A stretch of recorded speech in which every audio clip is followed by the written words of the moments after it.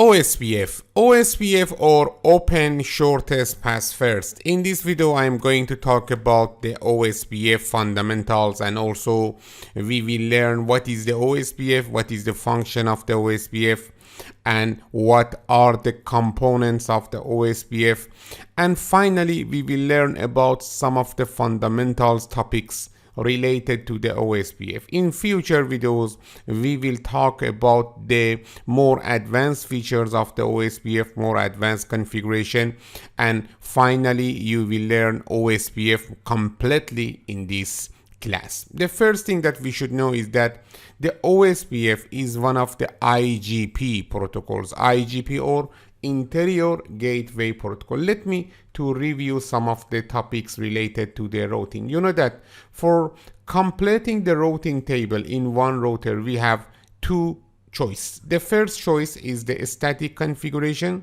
or a static method of configuration of routing table, and the second method is the dynamic method of completing the routing table. About the dynamic method, we have two types of protocols. The first protocol type is the IGP or Interior Gateway Protocol. IGP protocols or IGPs are working intra-AS, means inside of the AS, okay? We call them intra-AS protocols, but EGP or Exterior Gateway Protocol, okay, is working in between the AS. Between the AS means inter-AS, okay, protocols. We have today only one EGP. The name of this EGP is BGP. You will learn after OSPF in this class about the BGP, but now we are talking about the intra-AS protocols, okay? And you know that intra-AS protocols are working with one of these three different algorithm. The first algorithm is the distance vector routing protocols such as the RIP version 1 and also IGRP. The second type of the intra-AS or IGPs is the link state protocols such as the OSPF and also ISIS, okay? And finally, you know that IGPs can work with another method and another algorithm, the hybrid algorithm or advanced distance vector such as the RIP version 2 and also EIGRP. In the previous videos in this class we have learned about the EIGRP, okay, one of the hybrid or for example advanced distance vector protocols. Now we are starting to talk about the OSPF or Open Shortest Path First. Maybe you ask me what are the benefits of the OSPF to other protocols. You will learn about the detail, but let me to say that you know that the first protocols, okay, and the IGP protocols are the RIP version 1 and IGRP, the distance vector protocols, okay? Here you can see about the for example historical order. We have the RIP version 1 and also IGRP as the first protocols that were created, invented and in the, for example, 1990, 1995, for example, period of time. And after that we experienced the OSPF and also the ISIS, okay? Actually we can say about the historical order, we had first distance vector protocols, after that link state, and after that the hybrid protocols. About the distance vector protocol, we had many deficiencies. Let me to write here some of them. For example, you know that distance vector protocols actually are using the working on the classful networks. You know that today's we don't use the classful networks. Another deficiency of the distance vector protocols is that in the distance vector protocol we are using the interval update. Interval update means, for example, in the RIP version 1, in each 30 seconds we should advertise the networks without any change occur in the network. This means that we are consuming the resources such as the bandwidth, such as the CPU usage in the network, but this is not efficient. You know that for example about the OSPF, we are working on the classless networks. Actually, OSPF support variable length subnet mask. Let me to say that the first protocol that was released for the classless networks was the OSPF. Okay, after that, in the EIGRP, RIP version 2 and other protocols, we have experienced the classless networking and also classless loading and also a variable length subnet mask. But the first protocol was OSPF. After that, in OSPF we are using incremental update. Okay, incremental update means in OSPF we are sending only the change. Okay, also in OSPF we have one for example another mechanism. In each 30 minutes we are sending updates. Okay, but actually OSPF is using the incremental update type. Actually, as you can see here, now we have benefits in compare with the distance vector protocols. Also, in distance vector protocols, in most cases we are sending the updates and also the packets of the protocol in with broadcast packet. This is not efficient because when you are sending broadcast, all computers, all hosts on the network can receive the updates, and this is not good. This is not efficient, and also here we have some security risks. But in the OSPF, in the EIGRP, in the RIP version 2, okay, we are using the multicast updates, okay, in some cases, and also unicast update in some other cases. Because of that, we can say OSPF is more efficient in compare with the RIP version 1 IGRP about the sending updates. After that, you know that in the distance vector protocols, the possibility of loop exists, and this means that routing loop can be occurred. The detail is not important for us, but let me to say that here we in the OSPF we don't have the possibility of routing loop. Because of that, we can say about this feature also we have benefits in compare with the distance vector protocols. Also, you know that one of the for example things related to the distance vector protocol that is so bad about the RIP version 1 and also IGRP is the slow convergence. Okay, let me to say that OSPF has some mechanism. Okay, with those mechanism in OSPF we are using a protocol with fast convergence. Okay, but it is important to tuning the OSPF. But if you tune OSPF, the OSPF can work with fast convergence, and it is so good. Also, we have many other deficiencies in the distance vector protocols that we have solved them in the link state protocol or for example in the OSPF. Because of that, you will learn about these details. Okay, the detail is not important, but finally we can say the OSPF as the first link state protocol is more efficient protocol than the distance vector protocols. You know that first RIP version 1 and also IGRP means distance vector protocols was created. After that, the link state protocol was created, and then in the hybrid protocol, for example EIGRP, take some of the advantage of the link state and combine them with the distance vector features, and finally we have the hybrid protocols. Okay, very good. Until now we have learned about the OSPF. Don't forget that the OSPF is a non-proprietary protocol. What is the meaning of non-proprietary protocol?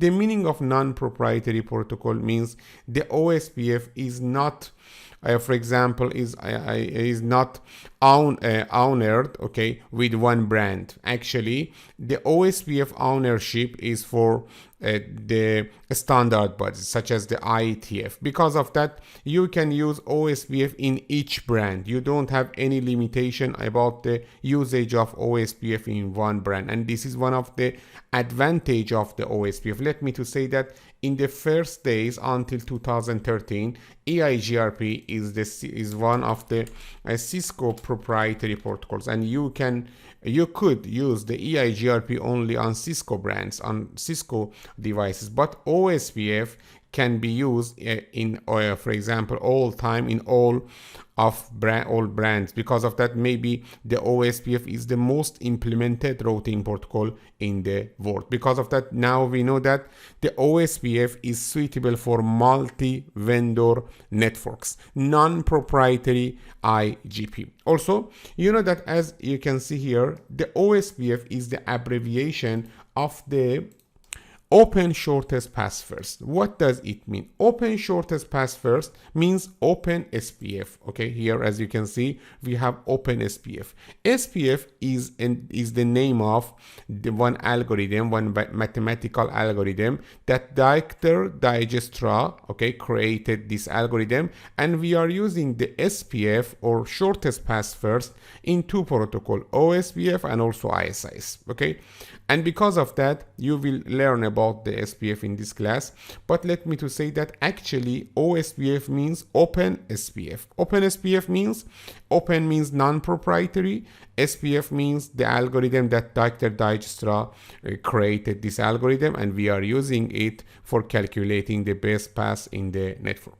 About the OSPF versions, actually we can say OSPF has three versions. Okay, version 1, version 2, okay, and also version 3. I will talk about the history of OSPF. Let me to say that the version 1 is expired. We don't use the version 1 today's. Version 2 is using for routing the IPv4 routed protocol, and version 3 by default was used for the IPv6 routing, IPv6 routed protocol routing. But let me to say that today we can use in the next version of the next implementation of version 3, we can route both IPv6 and also IPv4. Actually, if you have a network, in that network implemented IPv6 and IPv4, you can use the version 3. In this class, first we should talk about the version 2, okay? After that, we will talk about the version 3. Here you can see the history. In the 1987, OSPF work group formed. In the 1989, OSPF version 1 under the RFC 1131 defined. This is the OSPF version 1. In the 1991, OSPF version 2 was released in the RFC 1247. Okay, in the 1994, OSPF version 2 updated in this RFC. In the 1997, OSPF version 2 updated in this RFC. In the 1998, OSPF version 2 updated in this RFC. This is one of the important RFCs that today we are using it. This is the OSPF version 2 that today we are using. In the 1999, OSPF for IPv6 in this RFC released the OSPF version 3, and present the OSPF work in progress. Let me to say that today's we can use OSPF version 3 for routing both IPv4 and also IPv6. Let me to talk about the fundamental concept of the OSPF version 2, okay, in this video and also in some video after this video. After completing the OSPF version 2, we will talk about the OSPF version 3 in this class. For understanding the OSPF function, first we should learn about the link state algorithm. What is the link state algorithm? After understanding the link state algorithm, we can talk about the detail of the OSPF. Okay, here we have a simple scenario, router 1 connected to router 2 connected to the router 3. This is our topology, and as you can see, we have some networks 10.100/24 connected to router 1, 10.200/24 connected to router 2, and 10.300/24 connected to the router 3. Also, as you can see here, we have metric values, metric 10 for the links between the router 1, router 2, and router 3, and here in the LAN interfaces we have the metric of 1. The detail is not important, okay, because we will understand about the detail of the OSPF link states or some other things. Let me to talk about the for example, main function of the link state algorithm. You know that in OSPF, okay, we should use the shortest path first. But how we are using the shortest path first? The first thing that we should know is that in OSPF we are using some packets that we call them link state advertisement or LSA for advertising the informations between the routers. For example, here in this scenario, R2 should send some link states advertisement to the router 3, okay, and also some link state advertisement to the router 1. I will talk about the detail of this link state advertisement step by step, but let me to say that in one OSPF network, okay, each router is sending multiple link state advertisement, okay, to the other routers. Let me to show you. For example, R1 sending to the R2, R2 sending to the R1 also, okay, and also the R3 and R2, okay, sending the link state advertisement to each other. Let me to say that, okay, the name of link state advertisement is most common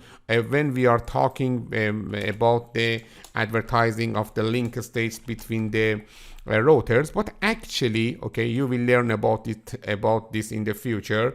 Actually, in OSPF, okay, we have LSU, some packets that we call them LSU, or link state update, okay, link state update. In each link state update or LSU, we have multiple link state advertisement. This means that the informations are residing in the link state advertisement, but when we want to send multiple link state advertisement from router 1 to router 2, okay, we can gather some of them in one LSU and we are sending it. Look at here, assume that this is the LSU.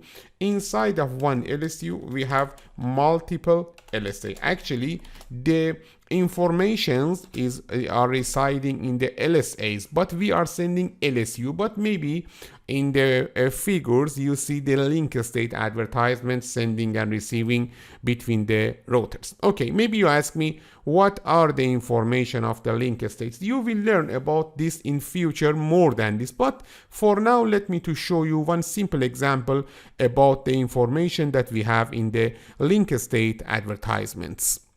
About the link state advertisement, we have some detail, but let me to show you some of the general information, generic information that we have in each link state advertisement. Look at here. For example, assume that we are talking about the R1 link state advertisement. Let me to show you. You know that R1 should send its link states to the other routers. In each link state advertisement, we have the link state, for example, the addresses of that link, okay, and also the link metric. You will see the detail of one link state advertisement in future, but let me to say that now R1 is sending this information. For example, in the R1 link state advertisement, we will have this information. First, I have connected to the 10.100/24 network with the metric of 1, okay, and also here we have another information. You know that here we have the range of the subnet of 10.120/24. Because of that, here we have 10.120/24. I have connected to this network with the metric of 10, for example. Also, I have connected to the 10.130/24 with the metric of 10.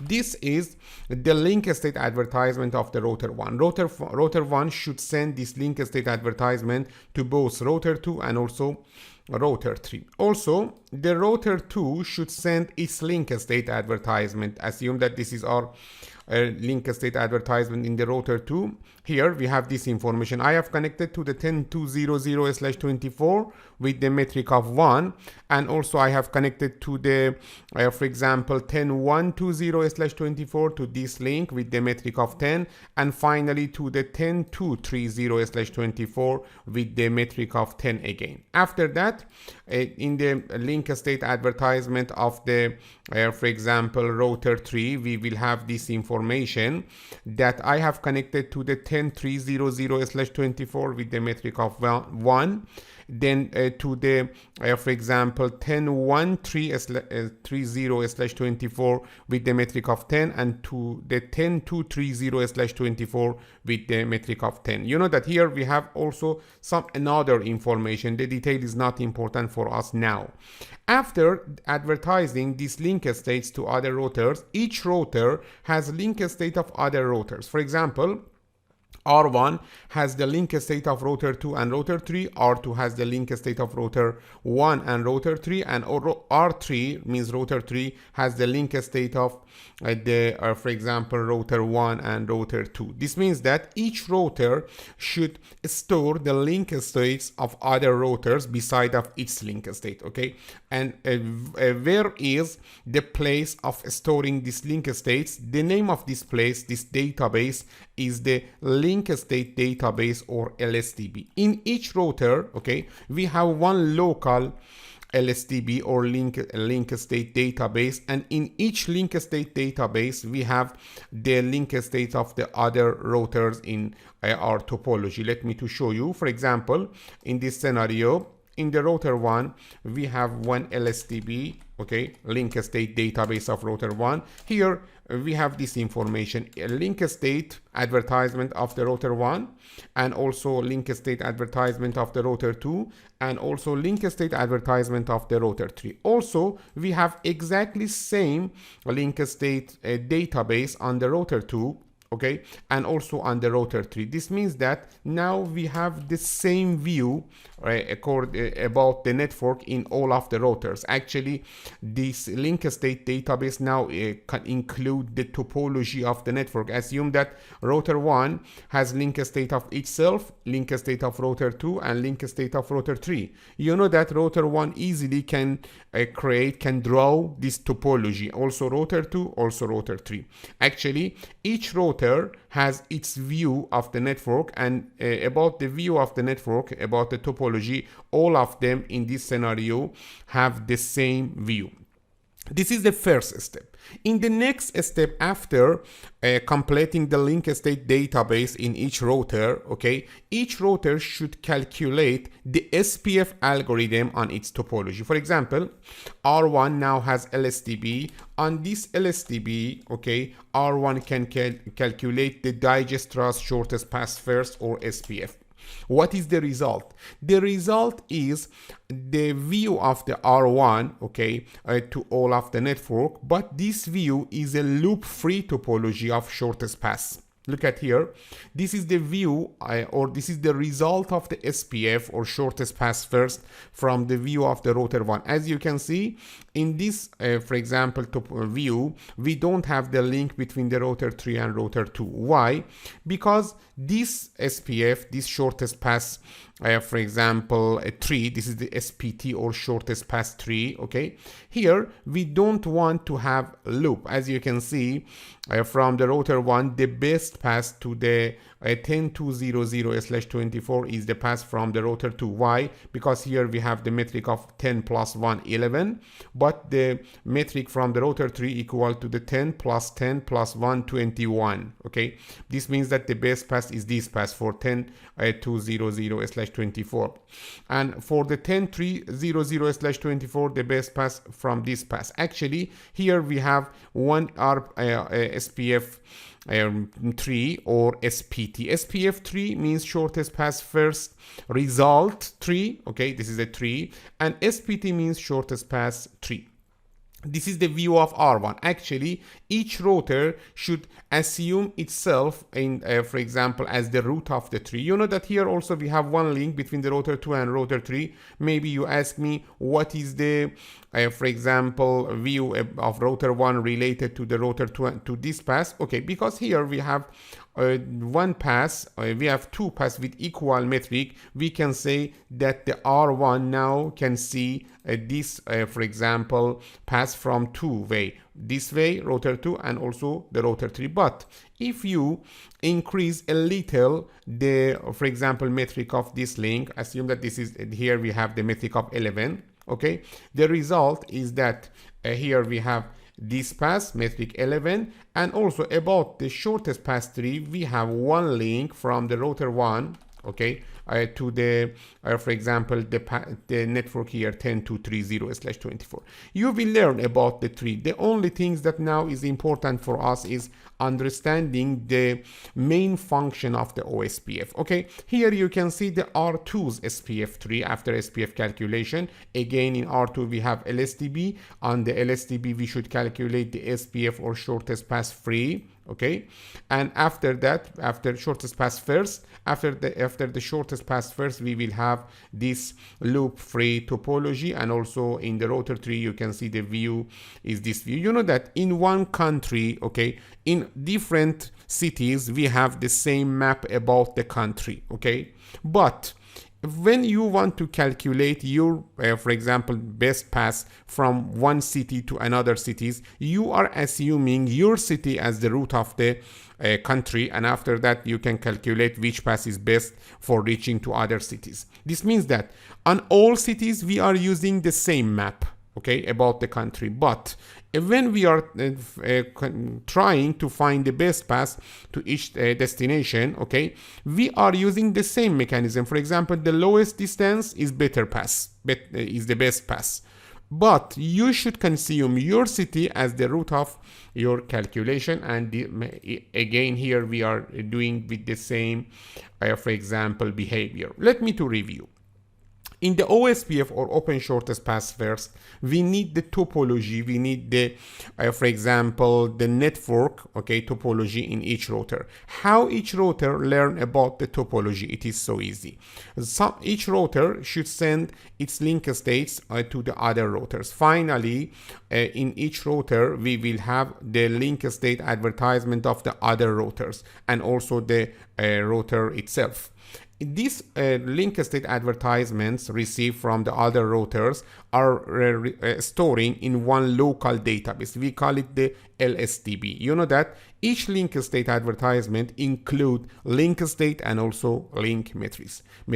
After that, we should calculate, automatically OSPF should calculate the SPF, or shortest path first, over the LSDB. You know that LSDB now contain the topology of the network.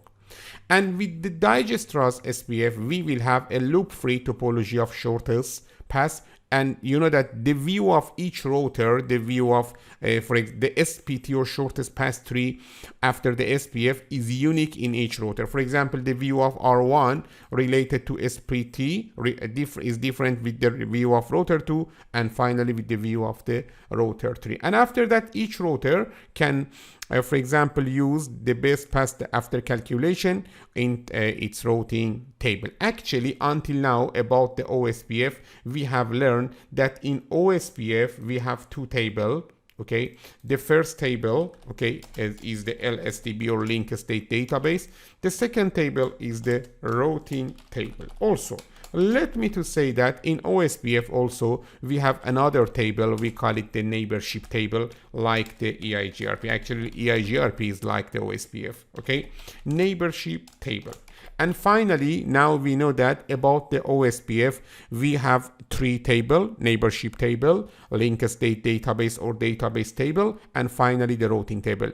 And you know that OSPF advertise link states only from one router to its neighbors. Actually, here we have the same behavior like the EIGRP. First, the routers should establish neighborship with each other. After establishing the neighborship, they are sending the link states. After that, they will have a link state database, and then on the link state database they are calculating the SPF. The result of SPF is the shortest path tree, and after that they can use the information or the path in the shortest path tree in their routing table. This is the overall process of the for example, OSPF. Well, but we will learn about this information with more detail. For example, we will learn about the neighborship table and neighborship adjacent and neighborship conditions and some other things, about the link state database LSAs, about the best path selection mechanism, about the routing table of OSPF, and some other things. Because of that, we will talk about these features, okay, these generic features with more detail in this class. In this class, I think you will learn everything about the OSPF. You know that we are talking about the OSPF version 2 now, but many of the information that you will receive in this video and also in the future videos related to the OSPF version 2 are same with the OSPF version 3. Now I'm going to talk about the one important concept in the OSPF. We call it area. What is the area? What is the usage of area? And also some other detail related to the area. This is one of the important concepts related to the OSPF. You have learned about the area in the CCNA class, but here we are learning more than CCNA about the area and also the area structure. First, let me to show you one simple scenario. As you can see here, we have 7 routers, R1 to R7, okay? And here also you can see we have different networks: net A, net B, net C, net D, net E, net F, net G, net H, net I, and net J, okay? Assume that here we have for example, many routers normally, or for example, when we are talking about the design of OSPF networks, maybe 7 routers are not considering, for example, so many routers. But let me to say that in this video, we are assuming that 7 routers means, for example, 70 routers, or maybe, for example, 100 routers. The number of routers is not important. Assume that here we have many routers, okay? After that, as you can see, we have also, because of many routers, many subnets. For example, in one routing area with, for example, 20, 30, 40, 50 routers, okay, you will have, for example, 100 subnets or 500 subnets or maybe more. Okay, because of that, now as we are assuming that we are working in one enterprise network, in one enterprise routing network with many routers and many subnets. Okay, what is the problem? You can enable OSPF in this network, and this is so good, but you know that in OSPF each router normally by default should gather all of the link states of other routers. Again, this is okay. Assume that in the router 1, as one of the routers in this network, we have the link states of the router 1, the link state of router 2, router 3, router 4, router 5, router 6, and router 7, okay?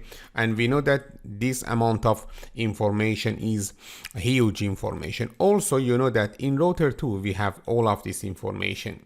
Also in the router 3, also in the router 4, and in the router 5, okay, and also in the router 6, and in the router 7. This means that now in each router we have many information about the for example, link states. What is the meaning of many information? The meaning is the high memory usage. Actually, when you are saving, you are storing the link state of many routers in one LSTB, the result is increasing the usage of the memory and also the CPU. Yet, let me write here memory and CPU. Okay, now we have two risk to consideration: memory usage and also CPU usage. High memory usage, high CPU usage. This is the first thing that we should consider. After that, you know that when we want to calculate the SPF on this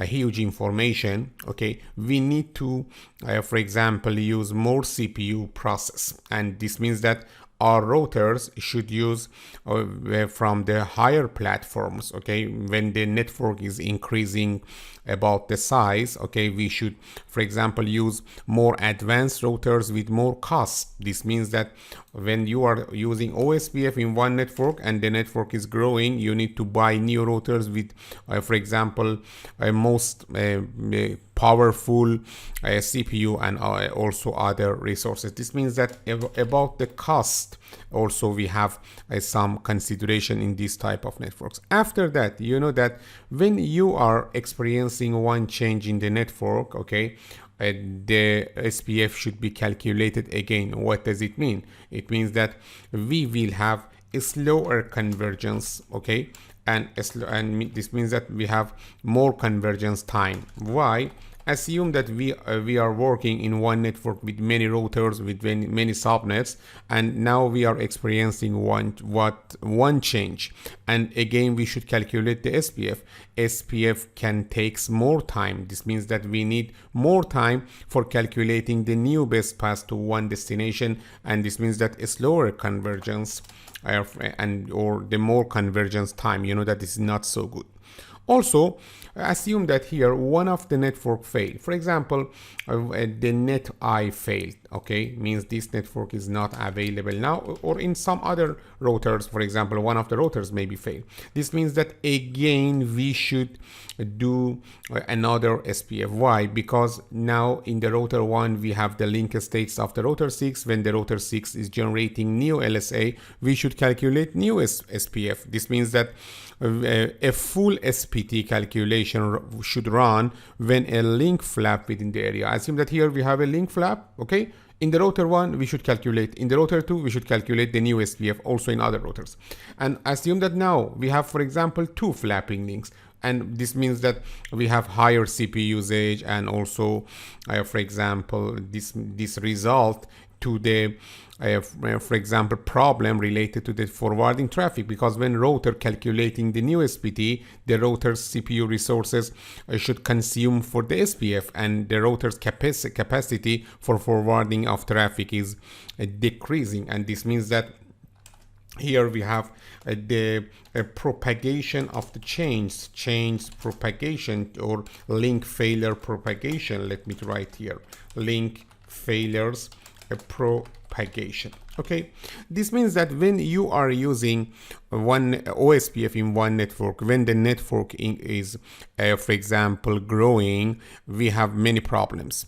High memory usage, high CPU usage, cost of the routers, maybe because we need to buy new routers with more resources, slower convergence time, and also link failure propagation, and also some other things. We can say that the OSPF with these problems cannot scale. Actually, we can call all of these problems as the scalability problem of the OSPF. Yes, if you don't think to this, for example, problems, you cannot use the OSPF, okay, on, for example, medium to large scale. But you know that today's we are using OSPF in, for example, large enterprises and also large service providers. Actually, in many service providers with, for example, a large network, okay, we are using OSPF, and OSPF is working. How in OSPF we can overcome to these problems? Also, beside of these problems, we have some other consideration that a little more than the scope of this time of this class. For example, in OSPF you will learn about the summarization. In OSPF we cannot use a summarization easily here, okay? Why? You will learn it. This means that we have many problems about the scalability problem, and also we have some problems related to the implementation of the features in OSPF without considering these problems. Okay, how we can solve it? The solution is using the concept of area. Let me to first show you what is the effect of area. After that, we can start talking about the detail of area and also area structure, and also, for example, area configuration. Look at here. Assume that here we have one area, okay, and this area is extending from the router 3 to router 1 and then router 2.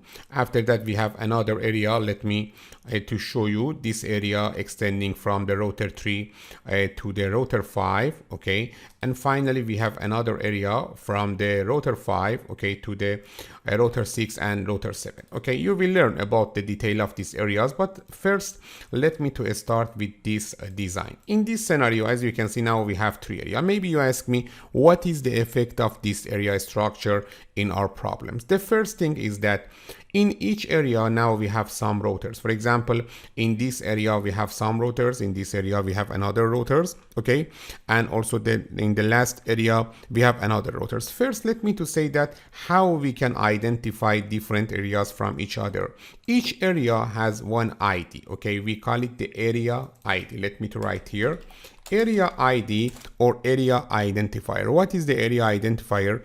It is a 32-bit field, okay, and can be formatted in simple decimal such as 0 through, for example, higher numbers, or dotted decimal, for example, quad 0. Look at here, let me to write here, area ID has 32 bits, okay, and you can use the area ID with the value between the 0 to to the power of 32 minus 1. Let me to write here the number. The number is not important for us, but let me to write here. Okay, after that, if you want, you can use a value between quad 0 to quad 255. In most cases, we don't use, for example, so large number of areas. For example, we are using area 0, area 1, area 2, or some other things like it. Okay, and maybe in some references you see, for example, for this area, because here we have 3 rotors, rotor 1, rotor 2, rotor 3, you see that we are using the area 1, 2, 3,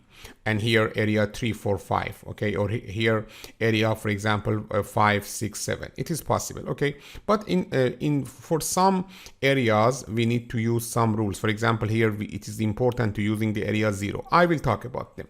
For this scenario, let me use this area numbers. Here, the first thing that you should know is that in the OSPF, we are using a 2-level hierarchy of the areas. Actually, we have one area, we call it the backbone area. Okay, and backbone area is the area 0. This is area 0. You cannot change the area 0 to add other numbers. This is important to using the backbone area.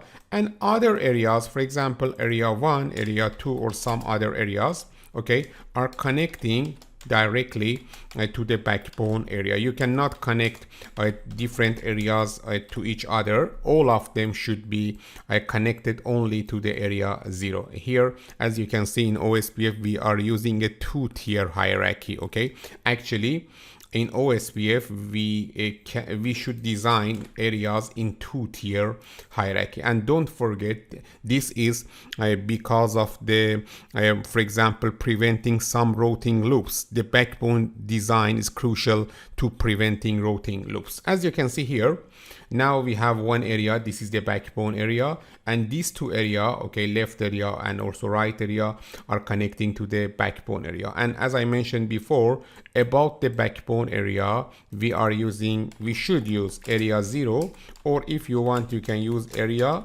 okay, quad 0. Both of them are exactly same. You can use each of them. Okay, after that, here we have 2 other areas. For example, for this area, you can use area 1, 2, 3, or area 1. Let me use the area 1, 2, 3. That maybe it is simpler, because it can say us that here we have 3 rotors, rotor 1, rotor 2, rotor 3. And in this area, okay, I'm going to use the area 5, 6, 7.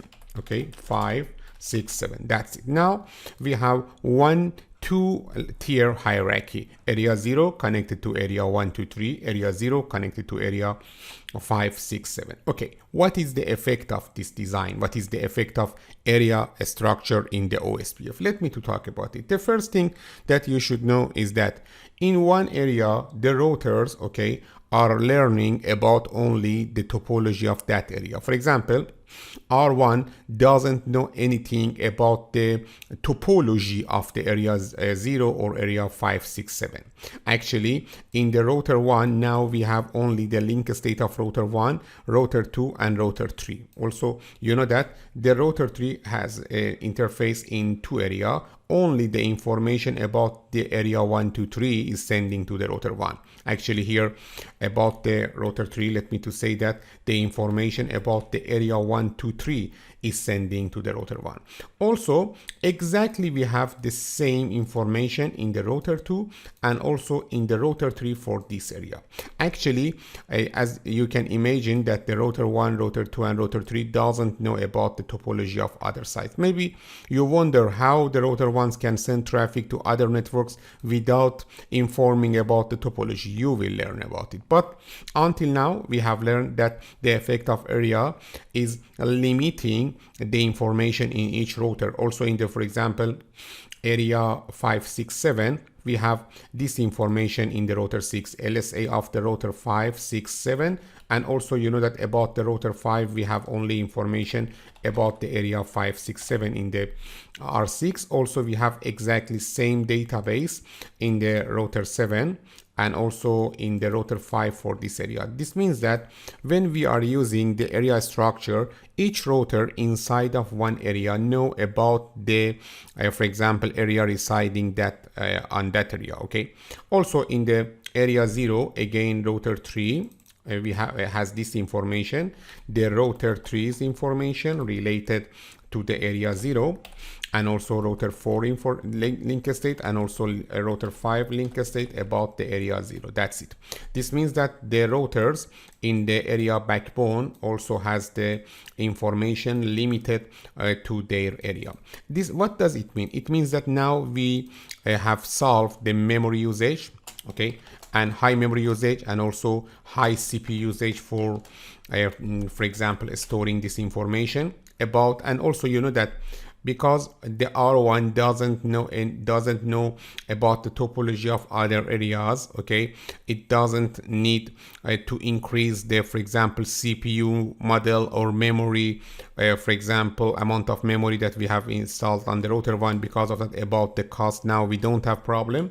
And because that when you are growing the network in other areas, we don't need to grow the memory and CPU of the R1, and also we don't need to calculate the change in the R1, R2, and R3. Actually, the convergence time is, for example, faster, and means the convergence time is lower than higher than before. Means the convergence time, the value of time is lower, but the convergence is occurring faster.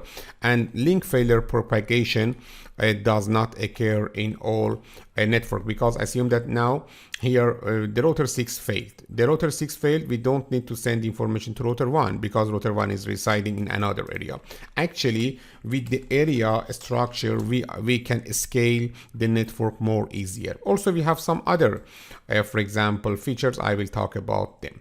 Until now, we have seen the first effect of the area. Let me to talk about the area a little more. As you can see here, each interface residing in one area. Actually, in the OSPF, one interface can be member only one area, not more than one area. Here, for example, as you can see, we have area 0, or this is the member of area 1, 2, 3, okay, and this is the member of area 1, 2, 3, and this interface is a member of area 0, okay, or quad 0. Also in the router 5, we have a member of we have two interface member of area 0, and also in the R5, this interface is member of the area 0, and this interface is the member of the area 5, 6, 7, and also another interface is residing in the area 5, 6, 7. Also in the router 1, we have two interfaces. Both of them are members are of the area 1, 2, 3, and also in the router 2, and also in other interfaces. In the router 6 and 7, all interfaces are members of the area 5, 6, 7. As you can see here, one interface only residing in one area. Also, as you can see, in some routers we have all interfaces in one area, and in some another routers we have interfaces in different areas. Okay, because of that, here we have two type of routers. The first type of routers are calling the internal routers. For example, the router 1 is one of the internal routers. Why the router 1 is the internal router? Because all of its interfaces are members of the area 1, 2, 3. Also, the router 2 is the internal router. Also, the router 4 is the internal router, and then router 6, and then the router 7. Okay, all of the internal routers, okay, and are using the local database LSDB, including the information only to one area. For example, in router 1, we have the link state of area 1, 2, 3. In router 2, we have the link state of area 1, 2, 3. In router 4, we have the link state of area 0. In router 6, we have the link state of the area 5, 6, 7. In the router 7, okay, we have the link state of the area 5, 6, 7. That's it. Okay, but as you can see, we have some another routers that in these routers we have interfaces in different areas. Actually, we call them area border router. Area border router. What is the area border router? Area border router is a router that has interfaces in different area. That's it. And then here you can see that we have two area border router, R3 and also R5. Why? because R3's interfaces, our members are 2 area 0 and 123, and area 5 interfaces are residing in 2 area 0 and 567. Don't forget, maybe one ABR can be a member of the, for example, more than 2 area, 3 area, or more or less. Okay, and also we have another definition in the OSPF. We call it the backbone routers. What is the backbone router? Let me to show you. Backbone router means a router that has at least one interfaces in the area backbone. For example, R3 is a backbone router. R4 also is a backbone router, and R5 is a backbone router. Why? Because all of these 3 routers at least, okay, have one interface in the backbone area, means area 0. This is the next definition in the OSPF. Finally, we have another definition. Maybe this is a little beyond the scope of in this time of class, but let me to for example define it. ASBR. ASBR, or autonomous system, not area, autonomous system, okay, boundary, okay, autonomous system boundary router.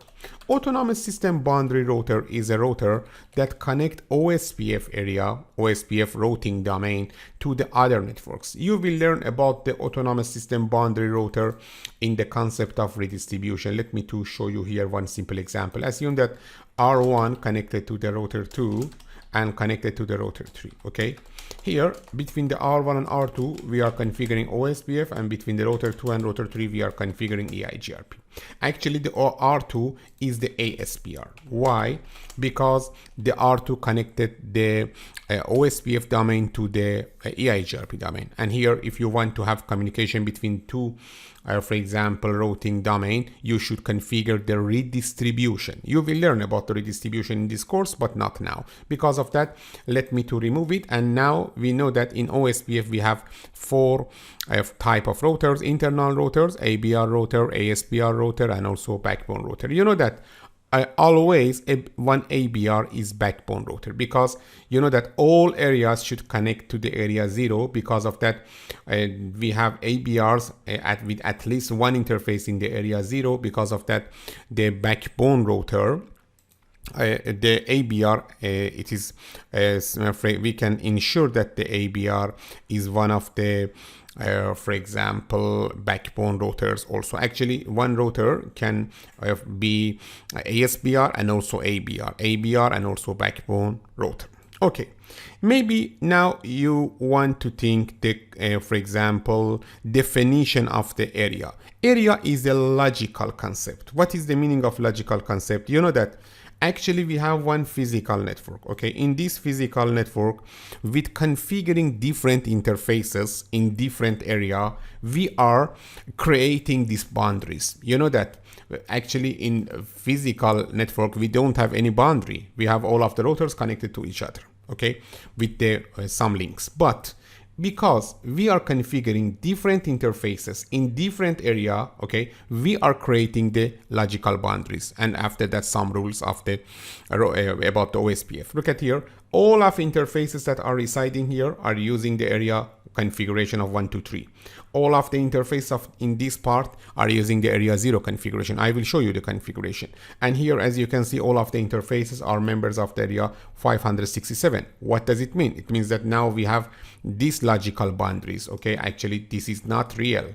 You are creating these logical boundaries when you are configuring the interfaces in the different areas, and this means that we are creating these logical boundaries with the for example and the configuration of the area ID, area number for each interface. And now we can understand the effect of area.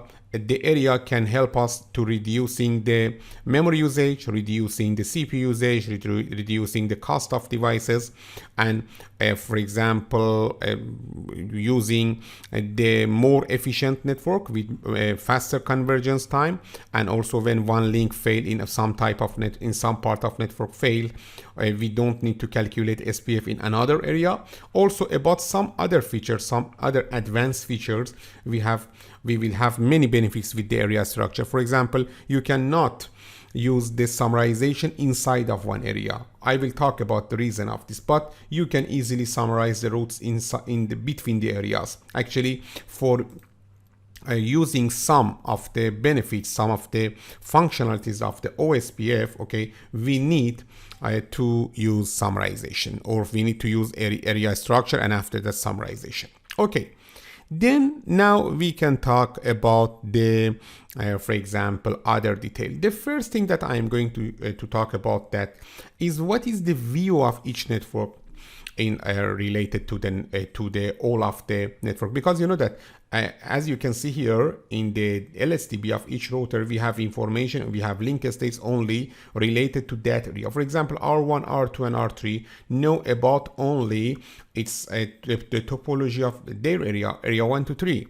And this means that now the R1 doesn't have any information about the, for example, area 0, area 567. How the R1 can forward traffic to net E, net F, net G, net H, net I, and net J? This is one important question. You will learn about the detail of this, for example, questions, but here we can talk about a little more about the, for example, what is happening. Let me to talk about the view of each router regarding to the network. For example, I'm going to talk about the view of the router 1, router 2, and router 3 regarding to all network. Let me for example, draw a simple topology. This is the topology of the area 1, 2, 3, and here you know that we have the net A connected to the router 1, you know it, and also we have here the net B connected to the router 2. Okay, you will configure all of these features, but now we are talking about the concepts. After that we have router 3. Okay, and you know that router 3 connected with two links to the router 1 and to the router 2. You know that between the router 3 and router 1 we are using the net C. Let me to show you. This is the net C, and after that we have one other link between the router 2 and the router 3. Actually, this is the topology of the area 1, 2, 3, and you know that the router 1, router 2, and router 3 know about this topology, and this is the view of the router 1 and router 2 to the topology of the area 1, 3. Let me to write here. This is the view of the router 1, okay, and router 2. But let me to add to this information that the router 1, 2 don't know about the topologies of the other areas, but they know about the networks are residing in other areas. For example, the router 3 knows about the router 1 and 2 know that after the router 3 they can reach to the net E with some amount of metric. I'm not going to talk about the detail of this. Net E, and then net F, and then net G, and then net H, and I, and J. This means that we don't have information about the topologies of other areas, okay? But we know that if we want to send traffic to the net E, we should send the traffic to the router 3. Because of that, if R1 receive information, okay, receive one packet to the net E, without any, for example, calculation, the router 1 can send the traffic to the router 3. It is so easy. You know that we don't know about the path from the R3 to destination, but we know that the R3 can send traffic from the best path to the net E or F or G or H or I or J. This means that we don't have any worry about the other networks. Also, about the other areas, we have the similar condition. For example, let me to talk about the view of the router 6, okay, and router 7 to the network. About the view of the router 6 and router 7, we have similar condition. Let me to show you. Assume that this is the, for example, router 6. Let me to show you here. This is router 6, and then the router 6 connected to the net I. Okay, this is the net I, and after that, let me to write it here, net I. Okay, after that, we have the router 7. This is the router 7, and router 7 connected to the net J. And this is the R7. Also, you know that we have the router 5 here. This is the router 5, okay?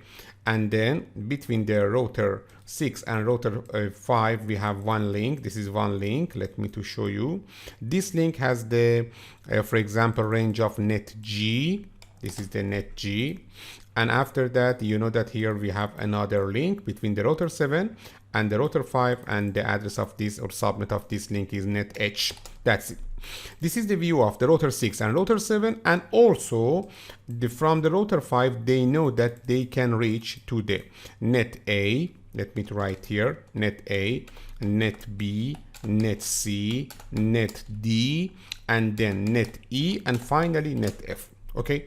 As you can see, the routers 1 and 2 as two internal router know about their area and also other networks outside of their area. After that, the routers, router 6 and router 7 as the members of the area 5, 6, 7 know about their area topology and the networks outside of their area. Also, you know that here we have router 4 also. Let me to talk about the view of router 4. It is interesting. In the router 4, you know that we have a connectivity to the router 3 and router 5. Let me to show you router 4 connected to router 3 and also to the router 5. Because all of them are residing in one area, the router 3 knows about the router 4 knows about its area. Let me to write here. Okay, after that, the router 4 knows about that. From the R5, it can reach to the network G, then H, then I, and then J. And also, from the router 3, it can reach to the network A, then B, then C, and then D. That's it, okay? After that, we have two other routers, the router 3 and router 5. The first thing that we should know is that ABRs know about all of the areas they are connected to their area.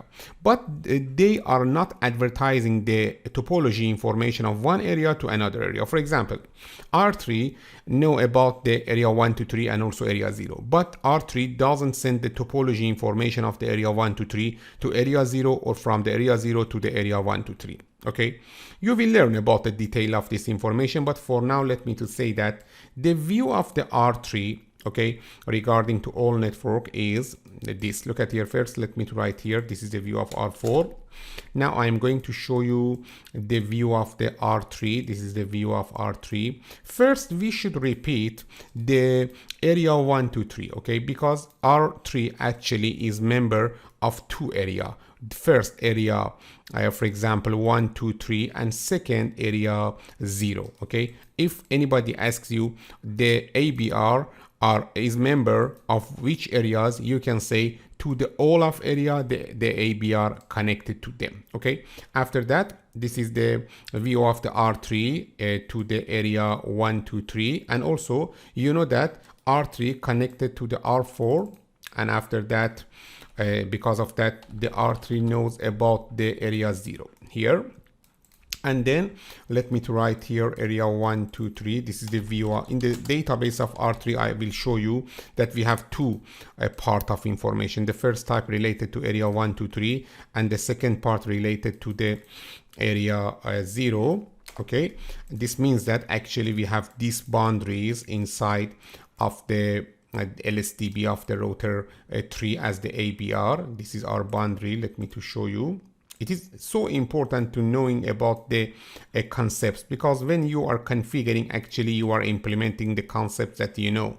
Look at here. Here you can see the information that are residing in the router 3's database. And you know that the router 3 knows that it connected to the router 4 with the net E. Also here is the net E, and then from the router 4 to the router 5 we are using the net F. Also here is the net F. That's it.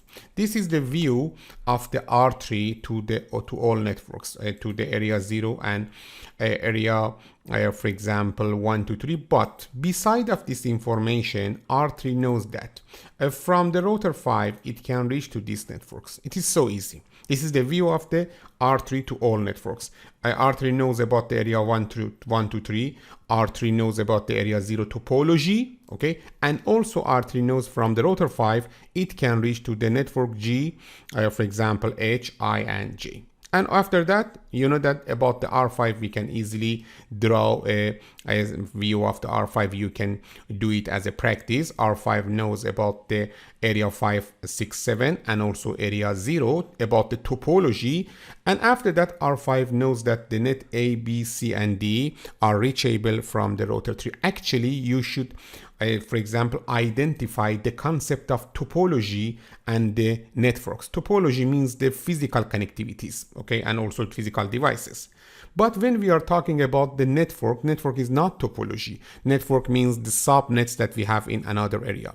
You know that. Maybe you ask me, when we are, for example, in the we have in the router 1 and router 2 information about the other subnets, maybe this consumes more memory. Yes, for example, saving the networks is consuming the memory and also CPU, but it is so less than or lower than the topology. In topology, you have more information, and because of that, you need to use more CPU, more memory. Also, assume that now the net I failed. When the net I failed, okay, the router 1 doesn't need to calculate anything. Only it should remove the net I from these networks. That's it. This means that we don't need to calculate again the shortest path tree. Okay, and after that, you know that when the network is increasing in another part, in other parts only we are increasing the number of networks, and this is so better than the increasing of the topology. Step by step you can better understand the benefits of the area, but until now we have learned about the benefits of area regarding to the resources of the routers, and also about the for example propagation of information in the OSPF.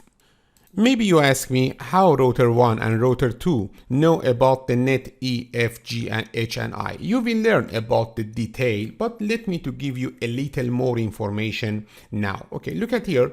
You know that when the R1 is sending its LSA to the router 3 doesn't send it to the router 4 because R3 receiving the LSA on one interface residing in area 1, 2, 3 and should not send it to the for example other area like the area 0. Look at here, assume that this is the LSA of the router 1. We are sending to the this is to the R3. Okay, R3 is using this LSA in its database, but the R3 doesn't send it to the area 0. Also, when the router 4 advertising its link state, let me to show you. This is the link state of router 4. It is advertising the link state to the router 3. Router 3 is using this link state, but it doesn't advertise it to the area 1 to 3. Also about the R5, we have the similar condition. R5 sending its LSA to the router 4 and router 3, but the router 3 doesn't send it to the, for example, area 1, 2, 3. Here also we have LSA of the router 2. Again, the R3 doesn't send these LSAs to the other areas. But we have different types of LSA. In some LSAs, we have information about the topology. For example, assume that this is the topology LSA. We call them LSA type 1, type 2. You will learn about them, okay? In these LSAs, we have the information about the topology, and we shouldn't advertise them from one area to another area. But because the R3 wants to give the router 1 and router 2 some information related to the networks that is residing in the area 0 and for example other areas, the R3 itself is creating some LSAs. In these LSAs, we don't have information related to the topologies. You will learn about them. We call them summary LSA or LSA type 3, okay, in OSPF version 2. In these LSAs, we have information about the network connectivity. Here, we don't have any topology. For example, R3 can send information to the R1 and R2 that you have connectivity from me to net E, net F, net G, net H, net I, net J. If you have traffic for these networks, please send to me. I will forward them the traffic to the destination. That's it. This means that the R3 doesn't send information or topological information about these networks to the R1 and R2. Only it should send the simple information with brief information related to the networks, and this is like the only informing the router 1 and 2 that I have connectivity to these networks. Okay, you will learn about the detail of them. And also here, let me to emphasize that when the R6, okay, and R5, this is important to say, because you know you need to learn about these fundamentals. When the LSA of the router 6 receiving in the R5 doesn't advertise it to the area 0, and also when the LSA receive from the router 7, again R5 doesn't advertise it to the area 0. But the R5 also should send some LSAs related to the network we have in this area. For example, R5 is sending that I have connectivity to net I, to net J, to net G, to net H. Okay, and because of that, this information now is available in the router 3. Router 3 can send I have connectivity to net E, to net F, to net G, to net H, to net I, and to net J. That's it. And after that, you will have, for example, this information. Okay, because of that, in the OSPF, actually, we are limiting, okay, the scope of the information of each router, because the R1 doesn't need to know anything about the topology of other areas. Okay, it can use only the information about that area. Also, R6 doesn't need to have all of the information of topology of the area 1 to 3. Only the R6 needs to know that from the router 5, it can reach to the net A, net B, net C, and net D. Okay, because of that, as you can see, the area 0 or backbone area, you know that this is the backbone area, is the area that can transport the information between different areas. Because of that, in some references, you can see the term transit area. In area 0, we are sending information from one area to another area, and because of that, this is a transit area between different areas. Okay, for example, when you want to send traffic from the area 1 to 3 to area 5, 6, 7, you should send traffic from the area 0. We don't have direct connectivity between, for example, non-backbone area. You know that also in the OSPF, beside of the link state database and also the routing table, we have neighborship table. Actually, first the routers should establish neighborship or adjacency between them. After that, they can exchange the link states, for example, between the router 1, router 3, router 3, router 2, router 3, and router 4. Okay, you will learn about the detail of neighborship, detail of link state exchange, and some other things in this class. In the next video, I am going to start with the OSPF simple configuration. After that, I will talk about the OSPF adjacency or neighborship and how we can, for example, tune some of the parameters, what are the neighborship conditions, and some other things. Because of that, in this video, we have learned about the fundamentals of the OSPF.